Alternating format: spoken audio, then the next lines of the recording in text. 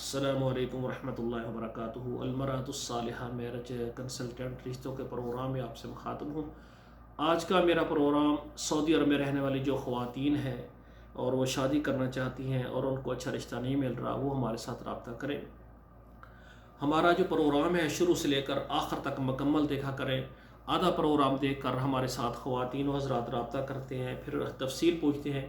بہتر ہے کہ ہمارا جو بھی پروگرام ہوتا ہے آپ پورا مکمل دیکھ لیا کریں۔ سعودی عرب میں رہنے والے جو والدین ہیں، سرپرست ہیں، ان کی جو بیٹی ہے، کنواری ہے، لیٹ میرج ہے، طلاق یافتہ ہے یا بیوہ ہے، تو ہمارے ساتھ ان کے سرپرست والدین رابطہ کریں۔ اور ایسی خواتین جو کہ خود مختار ہیں اور وہ سعودی عرب میں موجود ہیں اور وہ شادی کرنا چاہتی ہیں، لیٹ ہو گئی ہیں یا ان کا شوہر فوت ہو گیا ہے، بیوہ ہیں، بچوں والی ہیں، بغیر بچوں والی، آپ نے شادی کرنی ہے، آپ ہمارے ساتھ رابطہ کریں۔ آپ کو سعودی عرب سے اور پاکستان سے اچھا رشتہ دیں گے۔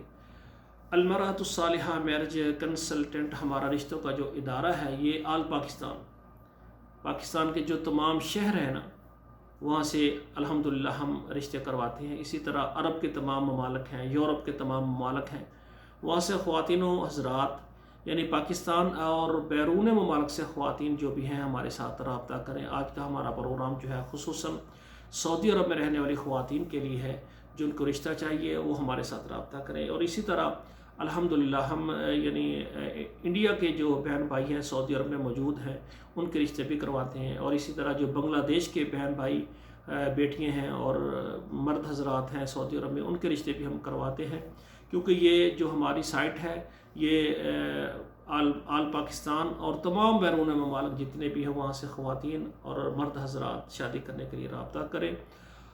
جو بھی مرد حضرات یا خواتین میرا پروگرام دیکھ رہے ہیں، جن کو پسند آیا ہے وہ اس کو سبسکرائب کریں، لائک اور شیئر کریں۔ اور آپ سے گزارش ہے کہ آپ کے موبائل میں جتنے نمبر ہیں کم سے کم 11 نمبروں پر ضرور شیئر کریں۔ یقین کریں بسا اوقات ایسی بیٹیاں ہمارے ساتھ رابطہ کرتی ہیں، وہ بہت مجبور ہوتی ہیں، تو ہم چاہتے ہیں اگر ان کا نکاح ہو جائے، نکاح کے ذریعے وہ اپنے گھر کو آباد کر لیں، تو میں سمجھتا ہوں آپ کے شیئر کرنے سے کسی ایک ایسی بیٹی کا جو اپنے گھر میں پریشان ہے، یتیم بچوں کا اگر سہارا بن گیا تو یہ بہت بڑی نیکی ہے۔ آخر میں دعا کرتا ہوں اللہ ہمارے بیٹوں اور بیٹیوں کا نصیب اچھا کرے۔ والسلام علیکم ورحمۃ اللہ وبرکاتہ۔